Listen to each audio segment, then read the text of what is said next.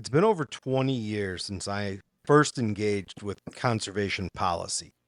That came during a stint I had at the Indiana DNR. That led me to meet today's guest, who really is the first person that I ever got to know as a sportsman who also worked in politics. Here we are 20 years later. We've both done a lot of that work. Shags has done a lot of that work. But I think today it'll be interesting to talk about the connection between enjoying the great outdoors and how rules and regulations are made through policy in the great outdoors, and then just overall how great the state of Indiana is. I'm Brandon Butler. I'm Nathan Shags McLeod. And I'm Bryan Poynter from Indianapolis, host of Indiana Outdoors.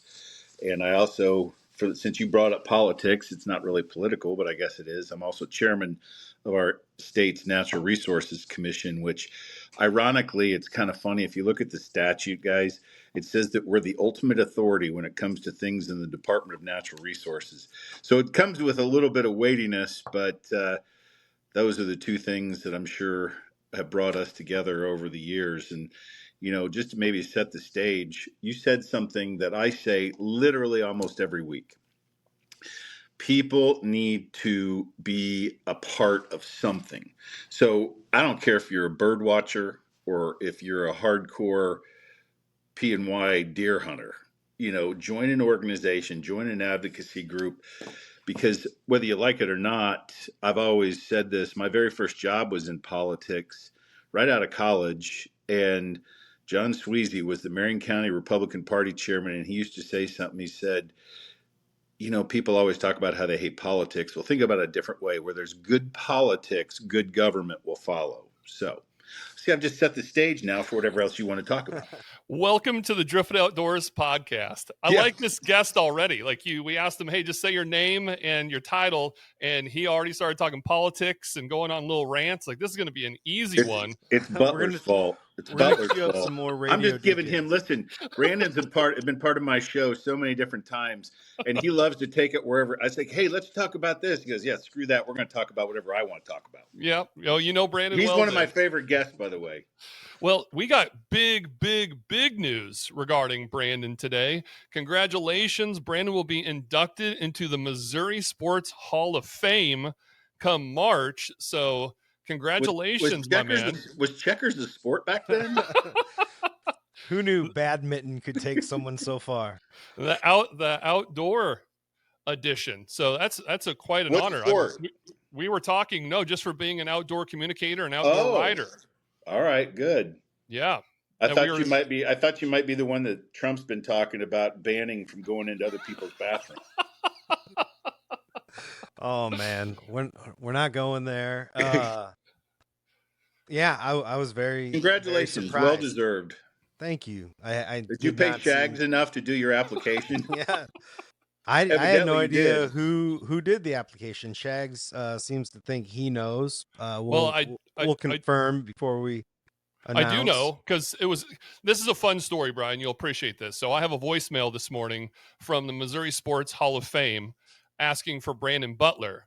So I call, and the guy that's in charge of the nominees and all that stuff, he's like, yeah, I'm looking for Brandon. And I go, well, how did you get my number? And he's like, who are you? I'm like, I'm Nathan McLeod. I do the outdoor podcast with him. And I even asked, like, are we both getting inducted? And he goes, no, just Brandon. Wow. That was diplomatic of him. So I know who nominated you because I asked, and he told me, and it was our good friend Joseph Hawkins who nominated you a year ago, actually. And apparently he nominated both of us, and it auto-filled the information. So that's how my cell phone went into your submission.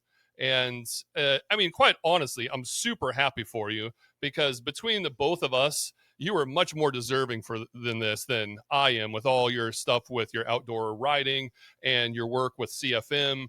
And you've been the man in the arena for a very long time fighting for Missouri outdoors. I just thought it was funny that I got the phone call and I even asked, like, oh, Drifted Outdoors, we both are getting in? And the guy was just like, no, I'm looking for Brandon Butler. And I'm like, oh, Okay, Wait a in minute. Did that I hear case, you say that somebody nominated you both and only Brandon got in? yes, that's exactly what happened. And you guys are still talking to each other and you're praising him worthily so. I'm happy for him, man. That's quite an honor, and especially since we're still in our 40s. We thought that only happened like towards the tail end of one person's life, and for him to get in a measly 40. Oh, you just turned 47. 46. 46. Just turned Yep, 46. just turned Yeah. 46. That you're still just a young little spry chicken compared to the Hall of Famers. Yes, Yeah, you I don't are. know if they've run out of nominees at this point or not, but I in hate all to tell you honesty, this. I They can called me and I said I wasn't interested. yeah, I can think of some outdoor writers that have quite a few years on me that are very deserving of this, but um truly humbled, truly blessed. I had to talk to the guy today, and I just tip my hat to my grandfather who got me interested in this stuff when I was so young and took me fishing, and we talk about that a lot. You just never know what taking a kid fishing is going to turn into. Shags, did And you have somebody like that? I did, but I did want to point out that this is the first time Brandon's recorded a podcast in front of his giant library, and I think it has something to do with the nomination into the Hall of Fame now that he's got to show off all his book collection. It's And that's amazing. not what it is. My office is clean enough to where I can move a chair over here now. Like, I spent 2 days getting ready for the Super Bowl party, and we'll get into what a letdown that was. But oh, the chicken wings were good. But It's I'll tell you, amazing what Shags, the shop is ready to go. Like the this side of the house it took a year, but I feel much more organized. it's amazing what $50 at a secondhand bookstore can do to create a backdrop. A lot of those come from the Goodwill, honestly. There's it's a just lot a of different green categories screen. there, Brian. You're making fun, but there's like the outdoors category over here. You've got business books in the middle. You go down a little ways, there's fiction, but my real collection, the Jim Harrisons, those are inside. A few of my more personal books, like Kenny Keyser's book that just showed up in the mail, is inside. If you ever write a book, Brian, you might make the inside shelf. I don't know. You know what? I will tell you, I shouldn't be throwing stones at glass houses because some would call me a little odd. I collect books, and I probably have about half of what you have up there, just not so audaciously displayed with me standing in front of it. But I collect outdoor cooking cookbooks, and the older, the better. Yeah, I see. Okay, you're very well it, read. it just keeps going and Yeah, going and going. yeah. It's amazing what AI can do these days. But yeah, I've got a bunch of books too that I really treasure, and I don't look at them all the time. But in parts of my life, man, those cookbooks, outdoor Dutch oven stuff, man, I have had some great experiences in the outdoors with the recipes from those books. So I apologize. You're a very learned scholar, and now a Medal of Honor or whatever you call it recipient. Well, we all do collect things because in my backdrop, you can see all those are all vintage antique fishing lures. And I have a bit of a collection when it comes to more of the conservation of Missouri and the pamphlets and stuff like that. It's not I love really, it. I'm not as read with the big, thick books. I like the ones with the pictures. Scratch and Scratch and sniff. sniff. Yep. Yeah. Yeah. Oh, so that's what a skunk smells like. We'll leave that alone.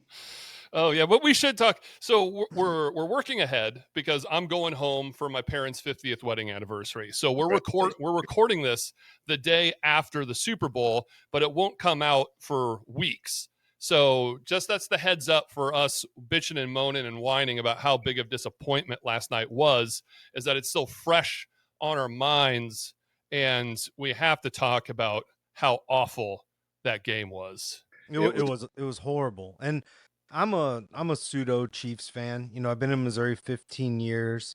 I've come to love all things Missouri. The Chiefs being a dynasty during this period of time didn't make it hard to start liking the Chiefs. Even before Mahomes got there, when old what's his name who broke his leg was there. Alex Smith. Yeah, he was a good dude and they were winning some games. So they were easy to like then as well. So I've evolved. I'm still a Bears fan at heart. So I found myself kind of torn all along because the Buffalo Bills have suffered immensely as as fans, especially throughout the years. So I'm ready for Buffalo to get to the Super Bowl. I really wanted to see a Buffalo Bills Detroit Lions Super Bowl. You might And see that next year. when the Chiefs got there, I was like, of course I want them to win. But I thought to myself, even this Travis Kelce dressing like a member of the NSYNC band has gone a little too far, and maybe they're just a little too happy. It felt like Apollo Creed versus Rocky with the Eagles rolling into town. They So just seemed mad and what ready was to go. Kelsey's little thing that he was wearing, that gold symbol that everybody was complaining that there's meanings behind it? Does anybody know what I'm talking about? No idea. No idea. Just what it means to me is he's too focused on looking like that than he is on playing football. Bingo. Yeah, he looked awful out there. And I was down on the White River fishing, and we got up early and didn't fish Sunday morning so we could make it back in time to get situated and get ready for the game, because semi-paid pro staffer Tim Flanner, huge Chiefs fan. So I rode down there and back with him. And at one point, I sent a text going, I should have stayed in Arkansas. We should have just fished and then came back late, because that game from the start, we looked like trash. It was so disappointing.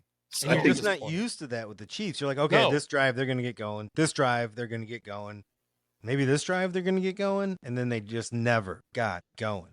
I don't know that I Anyway. can point to one thing. It seemed like that first real quick score, and then they were just like dumbfounded to play from behind. And then when they got down, from what I gather, was the largest deficit they've been behind all year. I didn't think they were in uncharted territory. Yeah, that pick six killed us. No, I'm curious though, Brian, because all my family back home in Oregon hates the Chiefs, like 99% of America.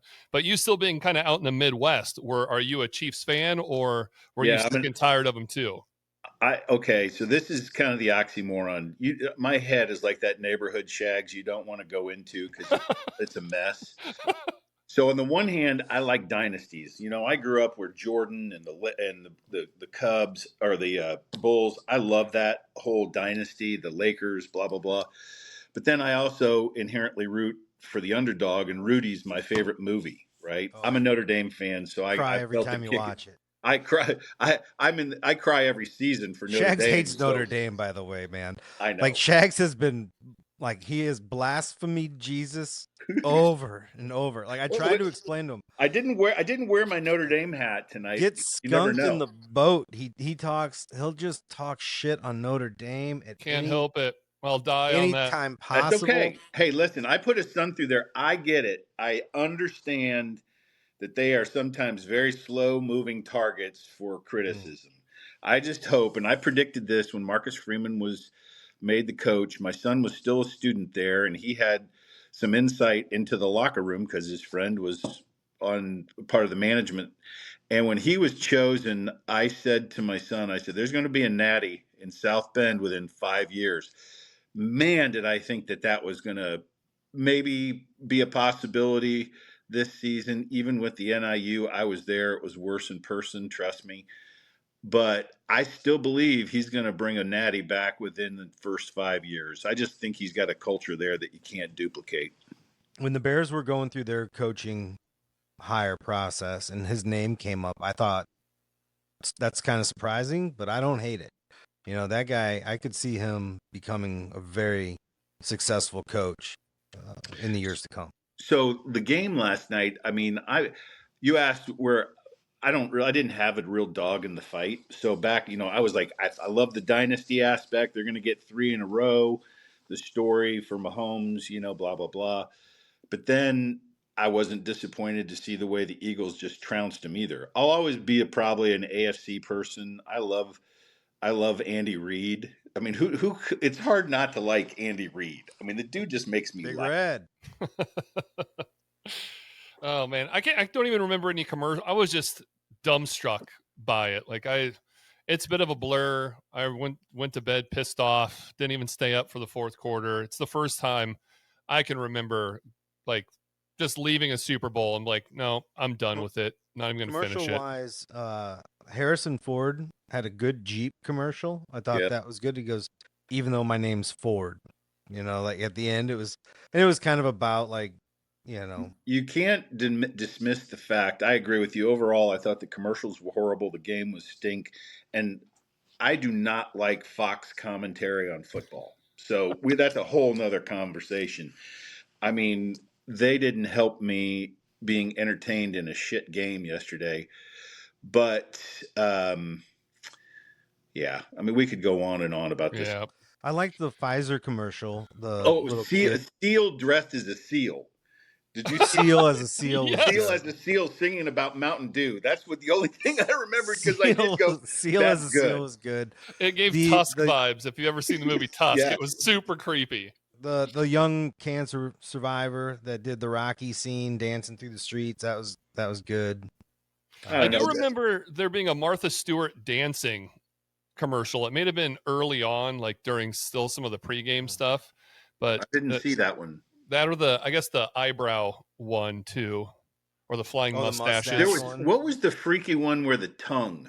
It was Oh like yeah, the upside down tongue, and I'm like, what is it? What are we doing here? And I became very attentive, and then it was for something stupid like yeah. yogurt or something dumb. Well, it was a rough go for Chiefs fans, and I had a lot of texts from a lot of people back home, and I kind of just threw it back in their face. It's like, of course it happened. It's been rigged. It's scripted the whole time for the Eagles because Oh man, that first pass interference though, the first like to hit play to of the the game, face. Yeah. I thought, oh man, the whole country is in an uproar right now. Well, they got us back definitely on a couple of personal Yeah, fouls. who had the last laugh? But you know Yeah. what made it all worthwhile was the halftime show. And with that, we'll transition to some outdoors talk. So I Brian, didn't understand one word the entire time. we spend a lot of time like trying to convince our fellow Missourians how lucky they are to have the Missouri Department of Conservation. This super well funded through a shared sales tax agency that has been in place about 85 years now, operates outside of the purview of the legislature. So Based on science. now imagine for a second now, Brian, imagine for a second that a group of concerned citizens come together in Indianapolis with the idea that they're going to get a question on the ballot to go to a vote of the people to eliminate the Indiana DNR and create an entirely new fish and game agency. Sounds crazy, right? Like it couldn't happen. That's exactly what happened in Missouri in 1935. There was a failed fish and wildlife agency. People rallied together behind E. Sidney Stevens, September 10th, 1935, Tiger Hotel, Columbia, Missouri. They get together, they form the Conservation Federation of Missouri. Missouri is a ballot initiative state, only 19 of those in the country, where if you get enough signatures, you can put a question on the ballot. If it passes, it changes the Constitution. This went through an entire process. It had to be approved by Pendergast, who's some say businessman, some say mob boss from Kansas City that put Truman in the White House. He blesses this. It passes statewide. That eliminates a state agency and makes a 4-person bipartisan commission in charge of all fish and game decisions in the state. Legal lawsuits ensue. Finally, it becomes the law of the land with the new director, I.T. Bodie, coming down from Iowa and seated. But the legislature says, great, you have the power. We've got the money. Let's see who wins. That fight continues for 40 years until in 1976, the Federation goes back and passes another initiative petition to create the 1/8 of a cent sales tax, which today adds up to about $125, $130 million a year. And that's on top of Dingle Johnson, Pittman Robertson, license sales, all of that. So in Indiana, I know, money gets moved around. There's hardship. There's legislators that are determined to see a deer season date change. They put political influence in play. Here, theoretically, we operate outside of the purview of politics. So that is how it works in Missouri. Can you kind of run us through what the commission does in Indiana and how the legislature can influence fish and game regulations in the state of Indiana, which is the same as like most states, maybe 49 other states.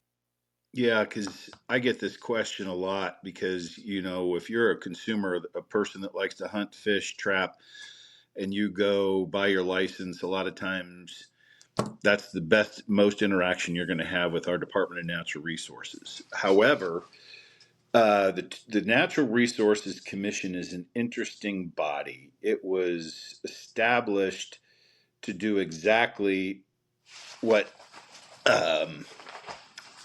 the legislature didn't want to do, which was to meddle in natural resources issues.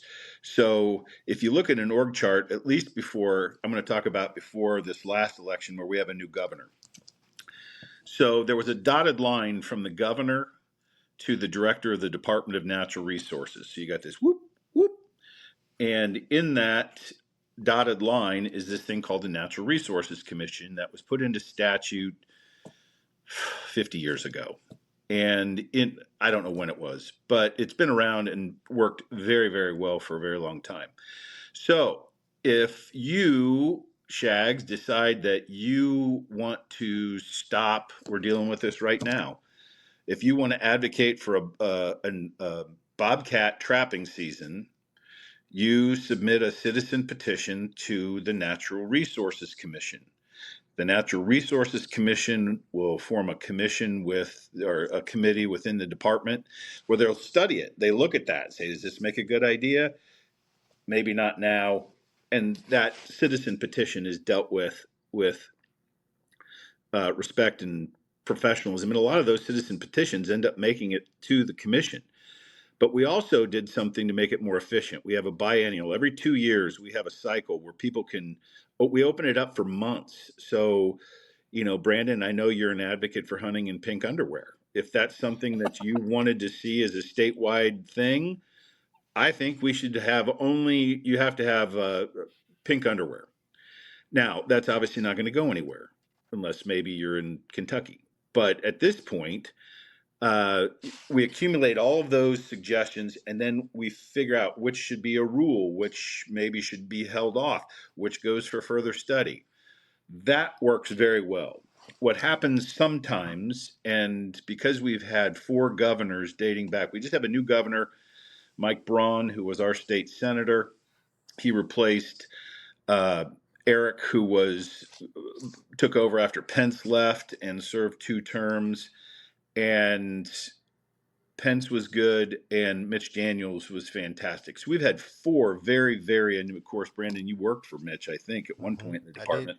Yep. I mean, we have had great governors who understand, starting with Mitch Daniels, because that's recent history, who said, good conservation, good outdoor development and infrastructure is good for economy. So he wasn't out there hunting deer, but he knew that if you have a state park within an hour of every citizen, that's good for business. That's good for quality of life, blah, blah, blah.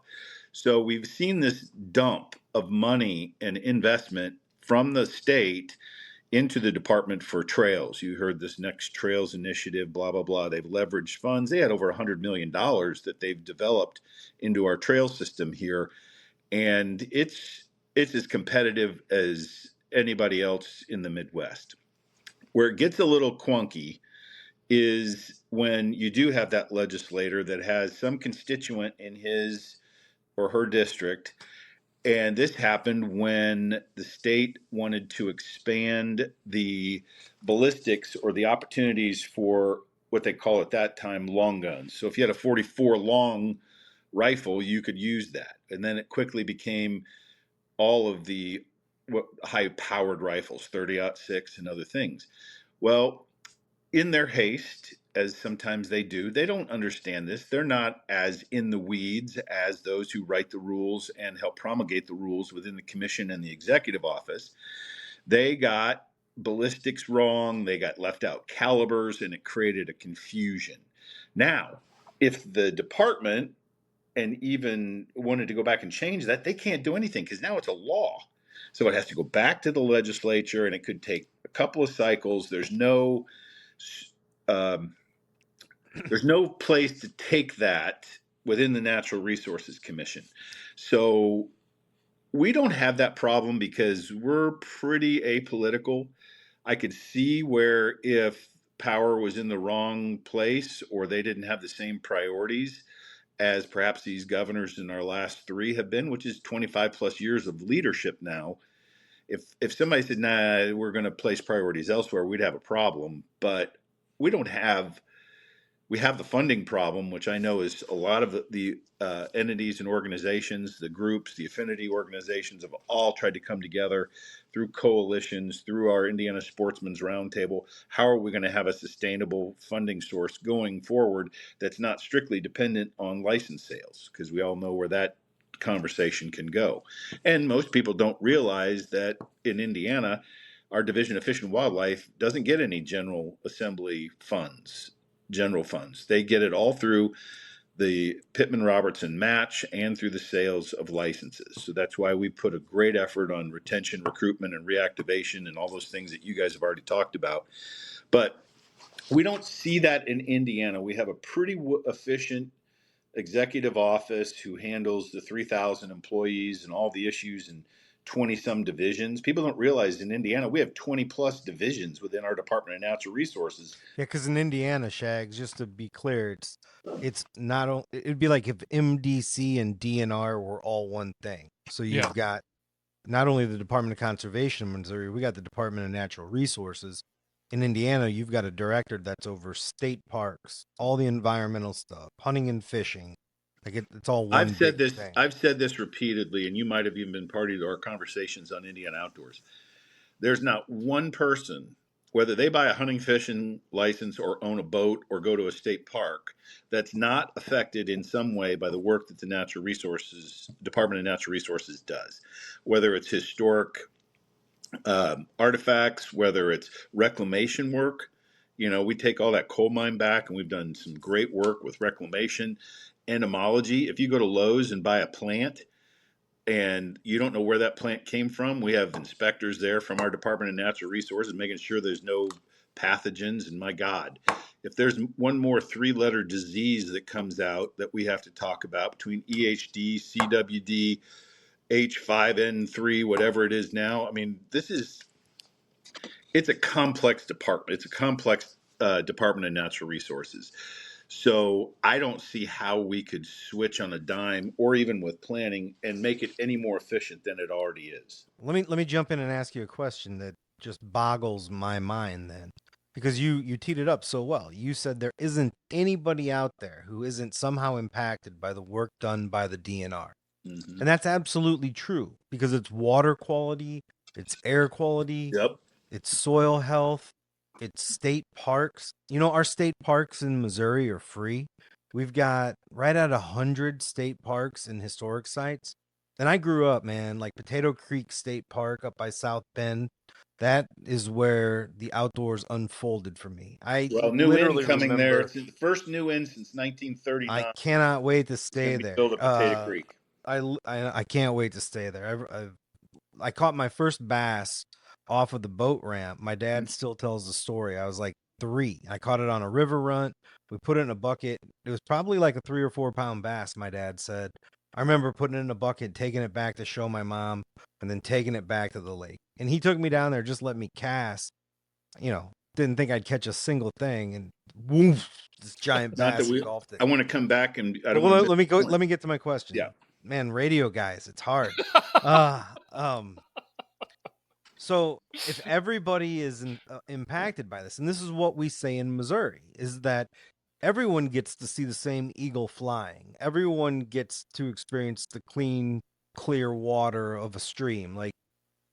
But everyone should be proud of the fact that you're paying into that in Missouri. Like if you buy a candy bar, you're paying that 1/8 of a cent sales tax. If you buy a car, if you buy anything that's taxable goods, collectively we're all paying in. And if you come visit, if you come out here and you stay in Missouri and you buy lodging and food and gas and equipment and souvenirs, then you just invested into the conservation of our state that you also just enjoyed for fractions, like pennies on the actual value of what you just took in.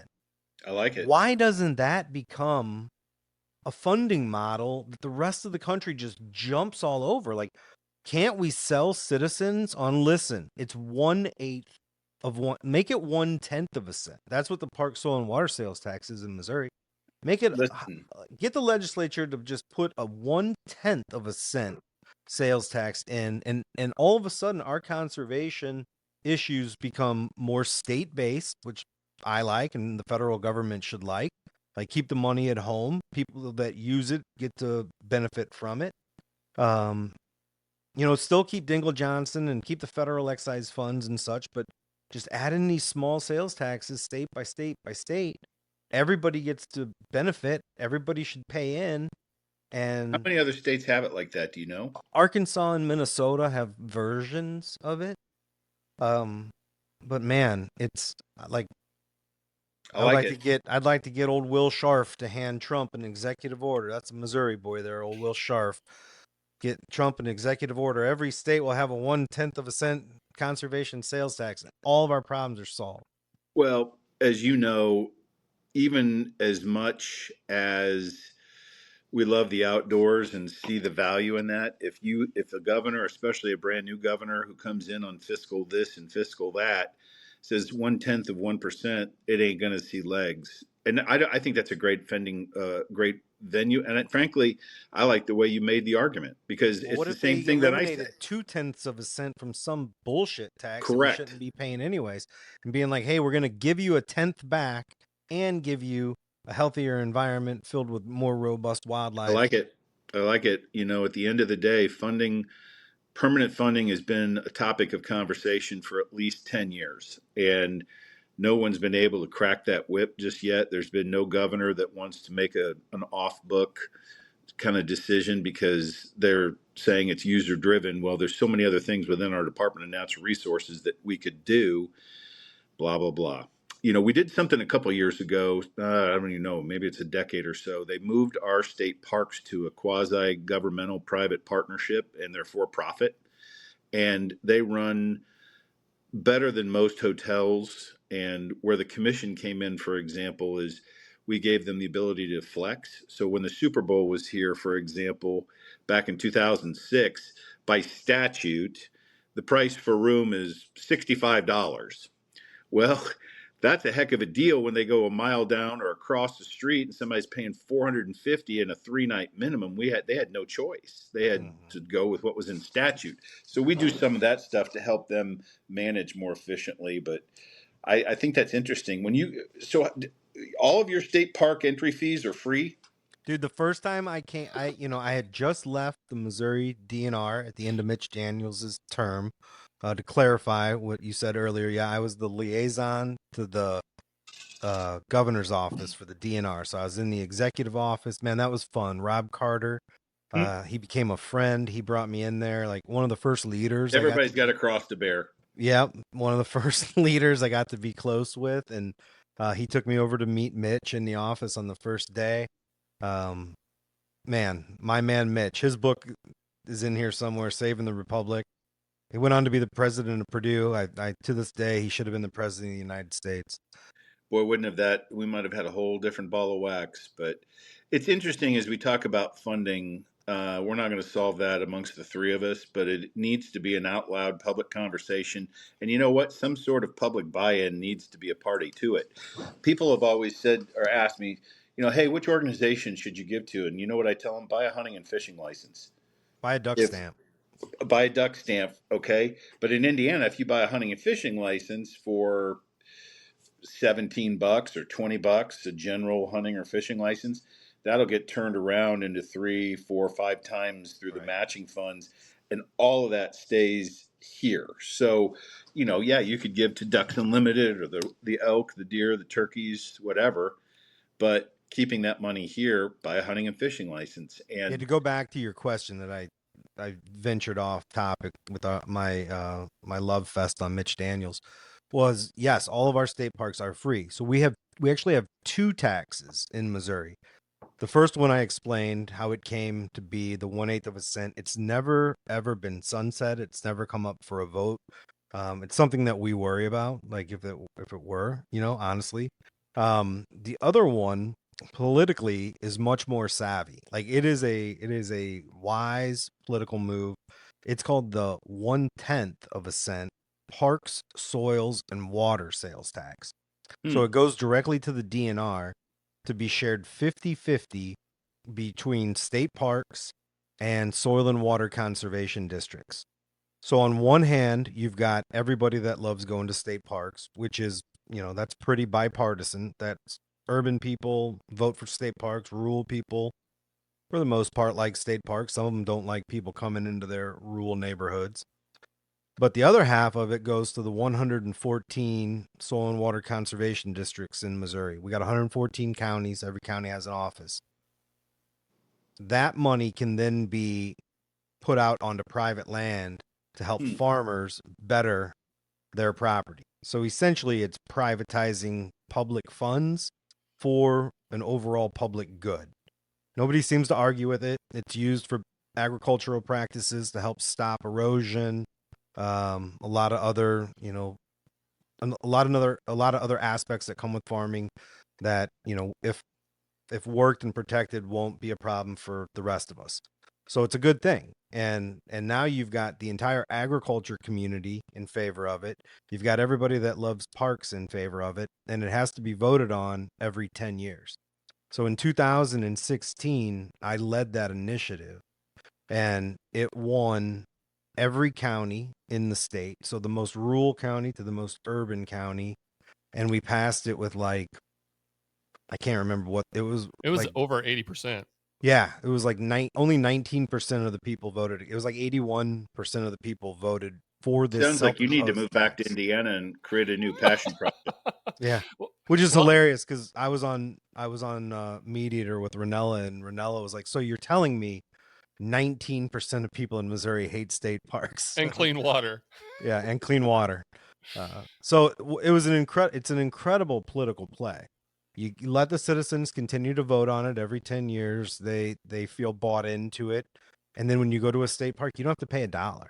And most Missourians probably haven't been to a state park outside of Missouri. The first state park I ever went to was Bennett Spring. And you pull in down this beautiful, beautiful long drive into this valley. We have these trout parks here in Missouri, Bryan, that are co-managed between the Department of Conservation and state parks, that are state parks with trout released every day. 3 state parks and a private park. But either way, pulling into Bennett Springs, and I'm trying to figure out where to pay. I don't want to get a ticket my first time. And I'm like, man, they're sure not making this easy, So I go inside the building and I'm like, where do you pay? And this sweet little old lady's like, you don't have to pay to go to state parks in Missouri. I was like, get out of here. State parks in India, it's $7 for a carload. You can't buy a damn coffee for that. Well, it isn't I'm an out-of-stater, so it's like $10. Good. We need more of their money.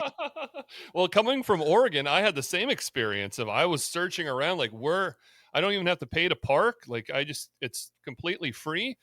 And it blew my mind. And both with Brandon and I being transplants and from Indiana, me from Oregon, I feel like we get more frustrated with Missourians than actual Missourians because we know how special conservation is in the state, how great MDC is. And then you get on these Facebook threads of people saying they're crooked, dismantle them, they need to be defunded. And it's like, you guys have been so spoiled for so long that you have no idea what we have here and the chaos that would ensue if we just defunded the Department of Conservation. But thanks to social media, defunded, so it's okay. Thanks to social media, we got a lot of biologists that didn't go to school and know a lot more about the ones that did, and it can be super frustrating. Yeah, it seems to be the top subject at the School of Hard Knocks. Oh, God, man, it drives me nuts. It's, this is what makes it fun. And I don't know about you guys, but the one thing that would help this cause move forward, funding of any sort, is if the conservation community, hunting, fishing, trapping, I don't care if you use a crossbow, a longbow, I don't care if you like to, whatever, you can stab them. I don't care if it's legal. Instead of all of us saying, I'm a deer hunter, or I'm a turkey hunter, or I'm a duck hunter. No, we're all in the same boat. Hunters love to eat their own. And that's so true. Dude, that's an argument we've been making. I got into a Jesse Dubell thread the other day, and my quote was, "Hunters are going to be the end of Yeah. hunters." Like, And there's no doubt. I think there's, do you guys know who Mark Damian Duda Oh is yeah. from Responsive Management? He's on Mhm. my show quite a bit. Anytime he puts something out, and I've learned a long time ago, make sure that you don't sign anybody else up for the rest of the hour because he is so good. And they've done these studies with hunting sentiment and they really get granular with their data. There are very, very few people who have an innate hate or just want to get rid of hunting or fishing. Most agree with trapping because if we didn't have trappers, thank God we'd have critters all over us and we'd be in disease heaven. So we just need to quit eating our own. And I may not choose to hunt behind a high fence, or I may not choose to be a safari guy and bring back. But my God, if somebody else gets their joy from that and it's legal and they spend their money in those communities, I'm for it. As Yeah. long as it's legal. It is While we're it is still pretty on, wild how much we all clearly hate each other. But even fish, like I'm much more of a fisherman than I am a hunter, and even in the fishing community, like the fly guys look down at the spin guys, and the spin guys look down at the bait guys, and Do you it's know who's pretty. the worst at that? Are the bow hunters. Because I remember when, and I love these guys, and I'm a bow hunter first, and I would always have that passion. So when crossbows became all the rage, right, and everybody was getting crossbows 10 years ago, and then it became illegal. Then we had the traditional archery guys. They were tough. Man, they wanted them to get separate licenses. They wanted to disassociate anything about calling it archery equipment. And I'm like, I guess protecting your heritage is great, but what difference does it make? Dick Wood was over there doing some community organizing. Good We Lord. got a legend here in Missouri who we love to death. I mean, he goes back. He was friends with Earl Hoyt. He knew Fred Bear. Like, his name's Dick Wood. Just a unbelievable character, legend in archery. And I mean, he made like anti crossbow buttons for everybody to wear. And like, I think that's settled down a little bit, but it amplifies my point. We're all going to have issues, the deer guy. As I say this, okay, if I give money to Ducks Unlimited, I may not hunt a duck, but you know what? Helping Ducks Unlimited helps the deer, helps the turkey, helps us for clean water, helps all the critters and the birds that people love to come and watch. I mean, this is why I say join something, be a part of something. If you're really an initiative person in the legislature, my gosh, get involved with the Sportsman's Roundtable over in Ohio, or get involved with your local legislator. If you just want to know what's going on and in a general way, join the Wildlife Federation. I mean, they advocate. We just need to have people just stop eating themselves. well, we've seen it a lot over CWD. One thing we've learned though, Brian, is there's never going to be an end of topics that are controversial and throw the public for a loop. I want to talk about one of those situations that I've taught about it in a class I created at Mizzou. I've written about it. I still think it was one of the savviest, best political moves regarding conservation I've ever heard of. And that is when Father Damien Schmelz was made in charge of the state park hunts. So I want to give a little backstory here. Father Damien Schmelz was a Catholic priest. He served on the commission with me. Served on the commission. That's how I met him initially. Was on the commission when I was covering the commission for the department. And I ended up going down to his place there. He lived on the seminary. What's the name? It's like He lived. Ferdinand. Like it's He lived in Ferdinand, which is Saint where. Meinrad. Well, It's Saint Meinrad's for the men, and That's then right. Ferdinand is the sisters. Yep. So I went down and did a full story on him. We photographed him. I had this like really nice connection with this guy. He was a PhD professor of ecology from Purdue. He just, I mean, world renowned in he the was a work that he did. bartender. I mean, he was, if you want to talk about like a renaissance man, he wrote the book. He created the natural areas of Indiana.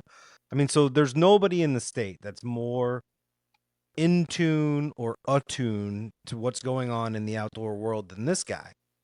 So when this incredibly controversial topic comes up of needing to desperately thin the herds of deer in state parks, because I can remember this. I can remember in the late 80s in being at Potato Creek State Park when the browse was gone from the floor to as high as a deer can get up on its hind legs. Like deer were starving to death. There were so many of them in there.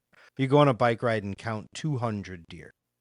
So they need to convince the public to let hunters come in and kill all these deer in state parks. And they Not know, all of them. not all of them, but like a big population. Manage them. Begin to manage them. Yeah, I said not kill them all, but like we gotta, across the state though, collectively, it's a lot of deer, and the rightfully so.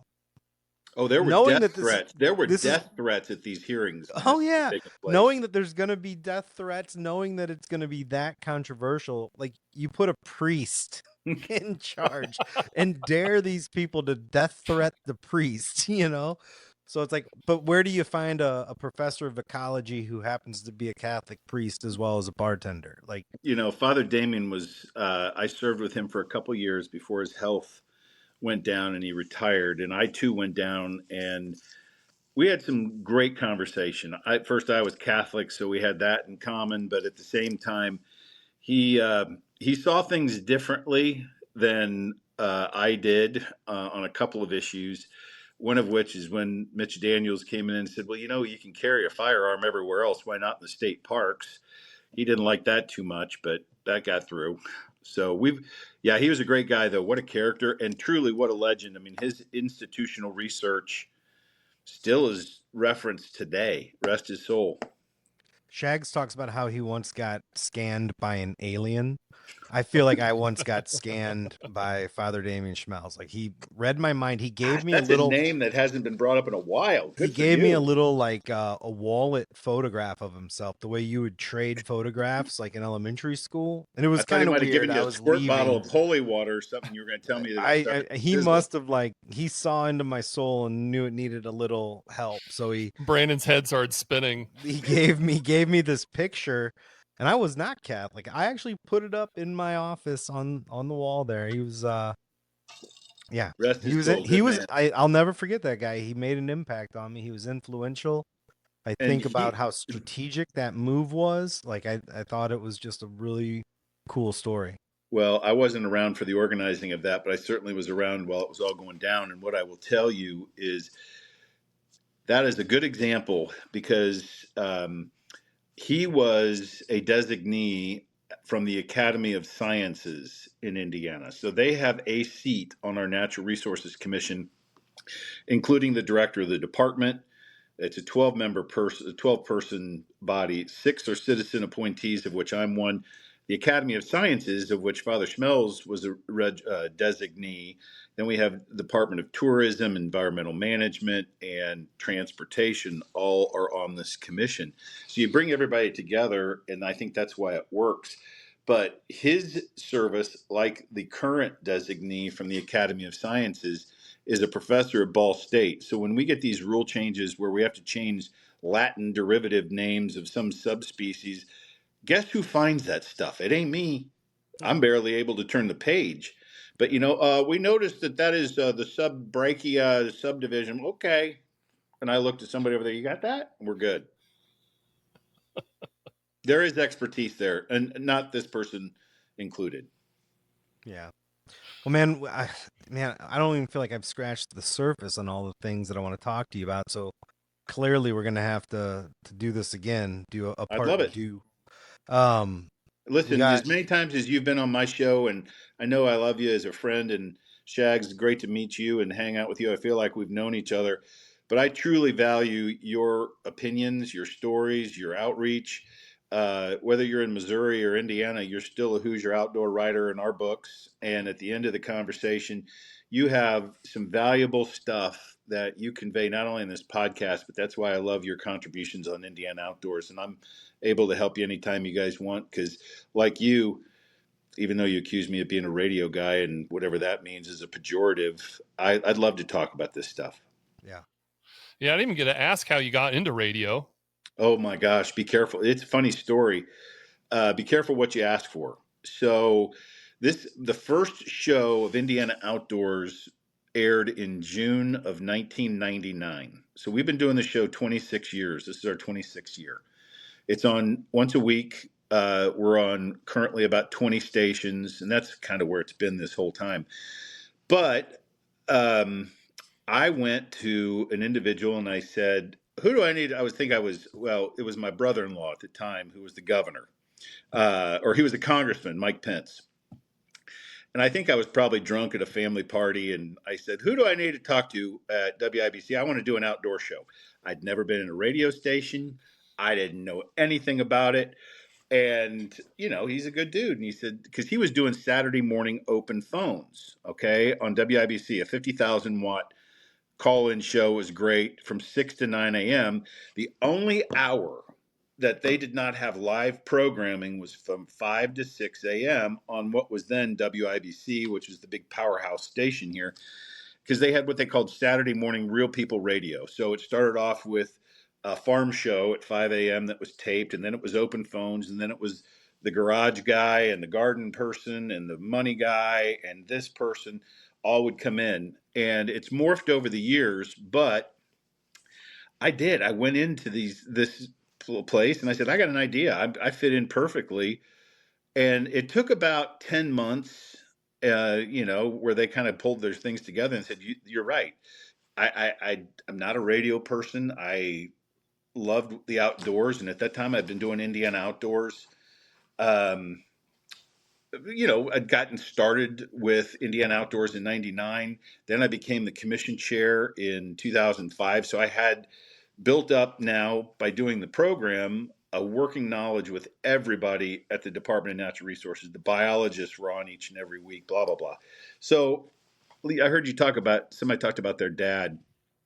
My dad passed away in 2003, and I dedicated my very first show in June of 1999. I was scared to death. I used to script my show. And it's always been, now I don't, sometimes I call Brandon about 10 minutes before and I go, hey, dude, I had a cancellation. I need you on in 10 minutes. But I said, I really just thought it'd be a fun thing to go in and talk. Well, they wanted it to be a call-in type format. And as you guys know, there's a reason that the Rush Limbaughs and all these 3-hour radio shows are 3 hours. It takes a while to get in. We didn't have that. We had an hour. So I host it and have been hosting it. And basically, depending on the seasons and what's going on, what's in the news, I'll call people. We do 3 segments in a show, and it's just a great amount of fun. But be careful what you ask for, because then for 6 or 7 years, I would go and do that thing live at 5 a.m., and I lived in Noblesville, 45 minutes away. Should have asked more questions. Welcome to my life. It's every morning getting up at 4 a.m. Yeah. Doing the mornings on a classic rock station. Well, we got to get to the part. So you're not off the hook yet. I was just saying we're running out of time. So we got to transition to a little bit of fun stuff here. What do you enjoy the most outdoors in Indiana? So, as I travel the country, Brian, hunting all over, it's weird that people think like all of these opportunities stop at their state border. Like many of our Missouri listeners probably don't think there's much to do in Indiana. Yeah. Clearly it's now number one. Hey, one thing that you did was you were on the commission when the $1 rule became a thing. Indiana has, in that amount of time, in less than 20 years, Indiana's gone from 14th on placing Boone and Crockett bucks to first. And that's on an annual basis. So don't tell that to anybody, please. Well, we want those non-resident dollars pouring it. That's the beauty of it just being $1, and people are coming there to shoot good ones. So they're still letting those 2-3-year-olds walk. You want non-residents pouring in to boost that economy. Well, listen, we've done a full 360 on bundling, and we want those. You're right. We want those hunters to come here because we have a good story to tell. The thing that I like about Indiana, and it's not just one thing, but you can go from Lake Michigan up to the federal national park now of Dunes, our Indiana Dunes National Park right next door. and then go down to Clifty Falls, all the way down in Madison, Indiana, at the opposite end of the state. And you have a completely different experience because the southern third of our state, very hilly, a lot of different structures. We have some of our iconic state parks down there, and there's such diversity. I've had the pleasure of being in every county of our state, and I've stayed at every one of our inns over the years. And if you ask what puts me in a happy place, if I can get away and go to an inn for a couple of nights, I know I'm going to have great food. I know there's going to be great people, and I know I'm going to come back and have a great experience. And every one of our state parks, like you go to Pokagon right now, it's built for winter because it has a toboggan sled. You go down So to, cool. The I mean, toboggan run. yeah, I mean, we've got so much diversity in this state. I could go on for 3 days and not even touch the surface, you Like know? I always just tell people from Missouri, like, just go to Brown County State Park. Yeah, Start there. Start there in Indiana, and after you see how amazing that is, you'll want to yeah. explore more of the state. And there again, we've talked about funding, but another conversation is how we get the horse guys to share with the bike guys, to share with the trail guys, to share with, you know, Brown County is a great example. That is one of the Midwest destinations for mountain biking. We have people coming from all over the country to go to Brown County, and they have. I'm not a mountain biker, but epic designations, continuous trails. I mean, it's pretty phenomenal the way they've catered to all these different places for different events or What's different cool about themes. it, Bloomington's always been a cycle city, with the little 500 and the old movie Breaking Away, filmed Yep. in Bloomington. So everybody recognizes Bloomington as a bicycle city. And now with that explosion, and that's not just happened too. It's cool to No, hear. We were writing about that in the in the columns back in 2006, 7. Like, it was starting to happen then, and now you're 20 right. years later. And that's what some of these regions, these regions should understand. Like, you've got opportunities for economic gain that aren't very intrusive to the way of life that you like to enjoy. Mountain bikers aren't raging and tearing up the forest and doing horrible shit, but they're booking out hotels, they're drinking in brew pubs, And you know what they're they do? buying They take souvenirs. care of their own trails. They do. They Yeah. put like the hikers, those guys and gals that are part of the biking community, they want to share alike, but they don't want the horse guys coming along shoeing up their shit, and they're the ones doing all the trail maintenance. So there's a balance there. That's for another conversation, probably. But Shags, another thing about Indiana, I don't think people realize we have one of the Midwest destinations for muskie fishing here in Indiana. We have several lakes that a lot of outfitters up on the northern part of the state, but great muskie. We have some world class smallie fishing right here in central Indiana on Sugar Creek. And you go The to, Driftwood River, where this yeah, podcast gets its name.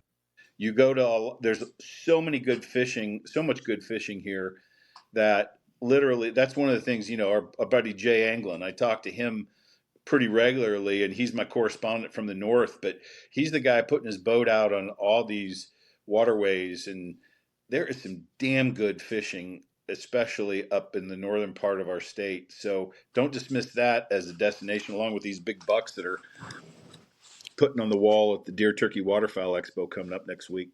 Do you guys have a lot of public land for out-of-staters to come hunt, or you got to find a lease or find some private?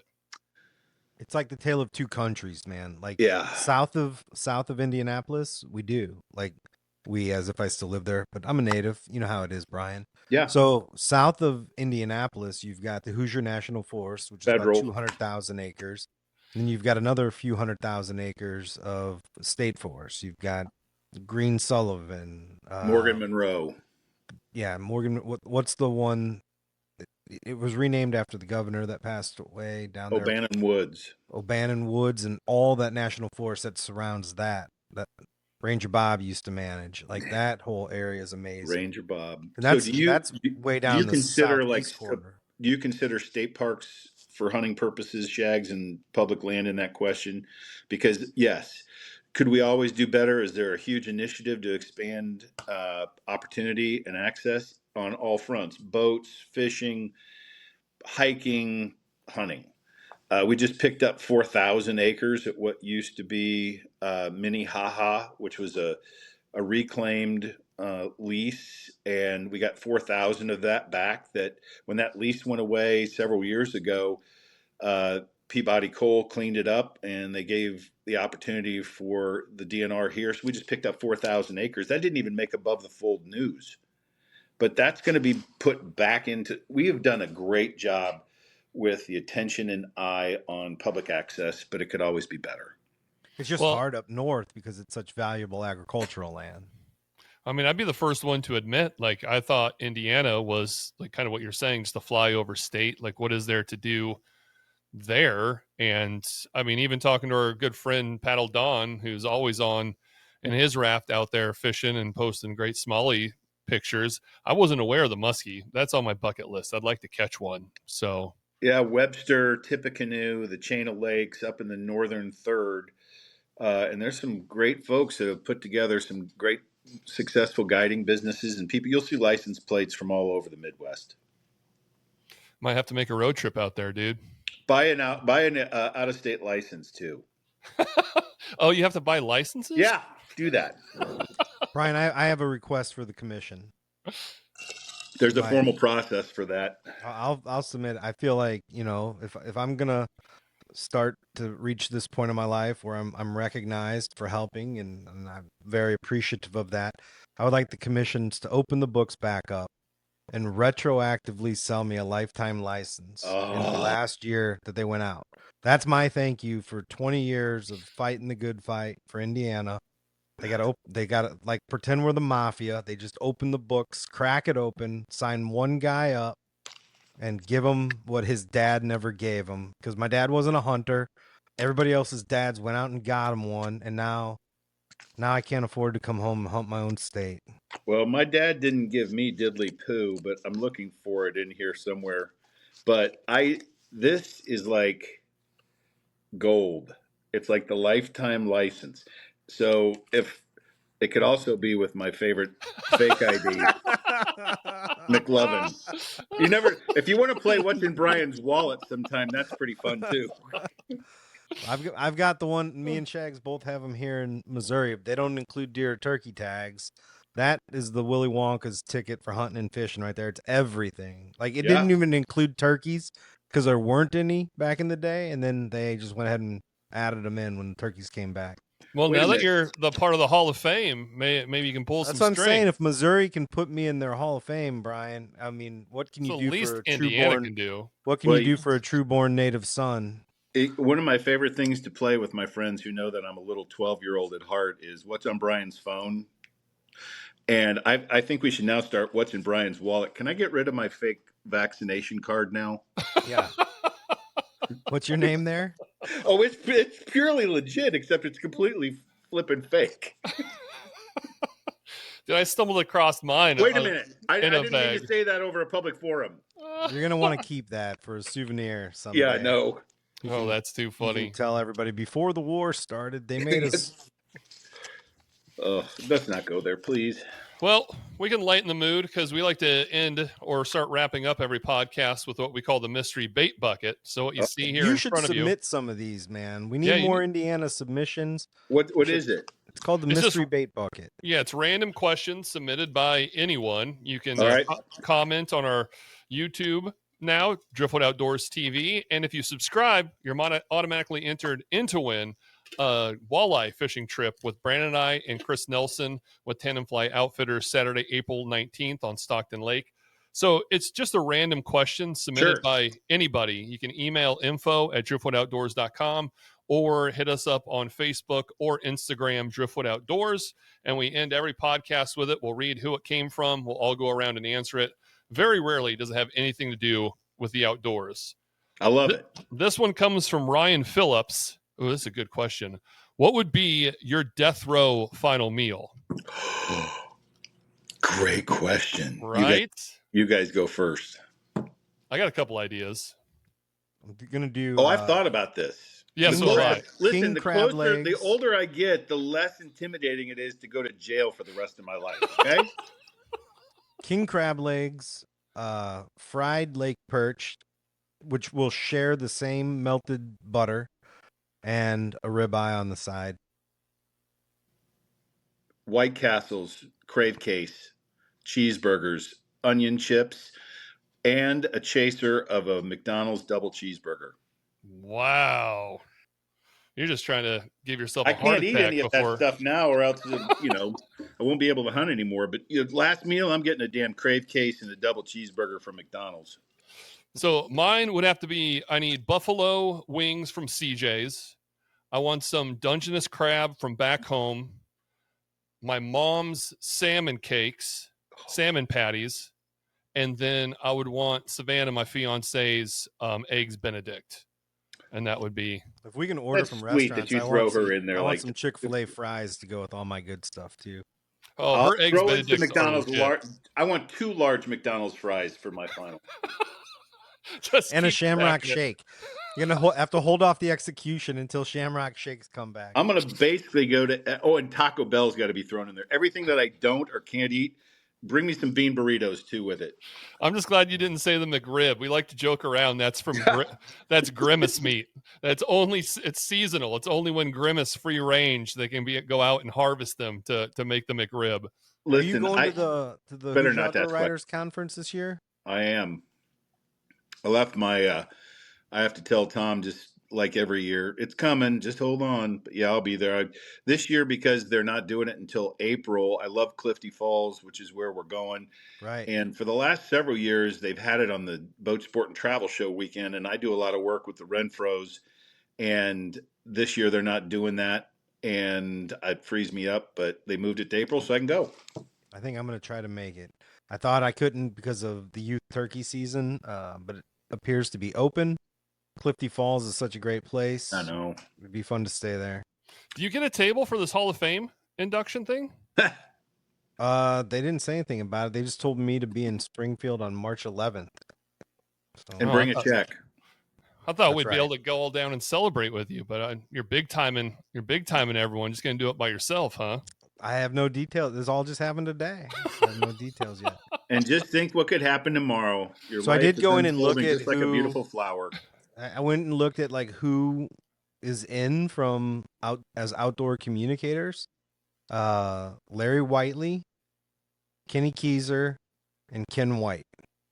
Wow, Pretty good company. That's some good company for sure. Yep. Even with crappy guests like this, Yeah. you made it. Well, I got in for the newspapers, not the podcast. Oh. Guys, I would love to do this again anytime. You guys are great. You put out a great product, and I tell you, this is where great ideas start. So keep it up. Well, thank Thanks, you. man. And we were just going to wrap this up. Do we have a final thought? The final cast of the pod? Where can people go to find you, Bryan? You got any social medias, website? Where can they go to listen to your show? The best place What's is that strip club on the south side of Indy called? I don't know what you're talking about. The best thing to do is just Google Indiana Outdoors Radio, and here's what's going to come up. You can get it on Spotify and all that other stuff. But immediately once the show's up, they usually keep the last 4 or 5 episodes up, and you can just listen to your heart's content. But if you want to know where exactly we are, just Google Indiana Outdoors, and it'll come up. All right. I'll try to get that in the show notes, too. You said Indiana Outdoors Radio? Yep. You just Google it. I tell people it's 5 o'clock and it's 6 o'clock in the morning. Nobody's going to remember anything. Yeah. So they Google it. Are your episodes available as a podcast later? Well, it's a replay of the show, and the beautiful thing is you don't have to sit there and listen to the commercials. So it's just like if our segment would air. And But it's like, could I the go whole- back right now and find the old segments that I was on? Somewhere in our hit, I don't know, my producer. You're missing the boat, man. They need to be live and then turned into that week's podcast. Well, you can listen to the show. Don't put more pressure on me. I can't take it. It's too late. You shouldn't be doing it. Your producer should be doing it.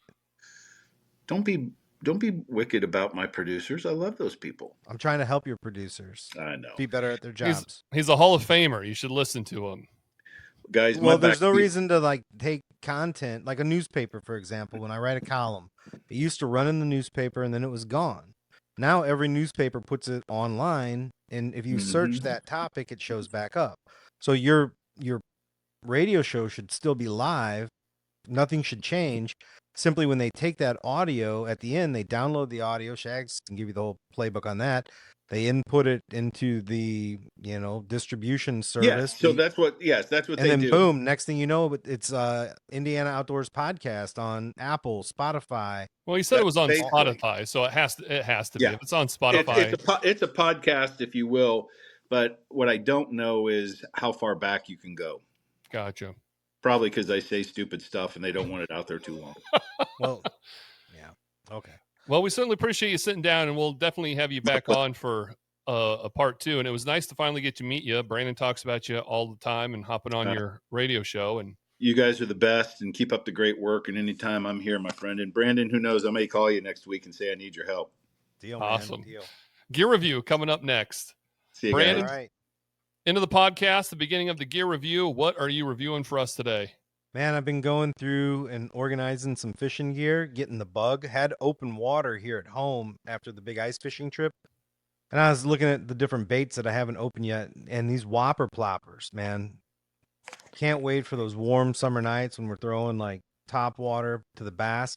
But this is the Whopper Plopper 60. It's a smaller version. I think it's going to work really well for smallmouth on the river we no longer speak of, maybe a few of the other rivers that we get on a lot. So Yeah, I'm going down in size from the big largemouth Whopper Plopper to the smaller smallmouth sized Whopper Plopper. oh man, that thing was a killer on Sinking Creek. Savannah used to sluice them in the evenings using one about that size.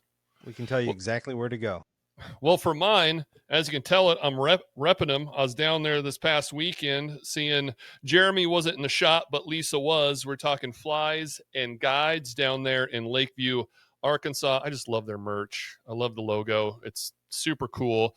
And I mean, that trip was pretty incredible down there with like the Lily's Landing crew of Blake Harris, Dwayne Doty, Mario, and actually a fan of the podcast was Ryan Doyle, and he was part of the group. Got to meet him, so shout out. He was really cool. And stopped by, visited with Lisa, asked her what do I need to use to catch a big brown on the fly rod at night, and she gave me a couple of flies, spent a little money there, and it worked. I caught a nice like 22-inch brown that evening. Tim, semi-paid pro staffer Tim Flanner, caught like a beautiful 22-inch cutthroat trout.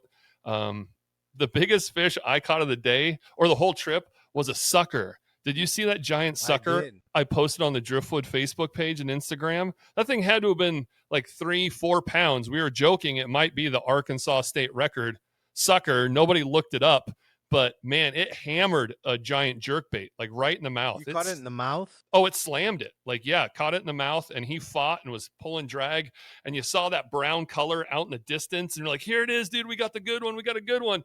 And it was an Ozark bonefish, a freaking sucker.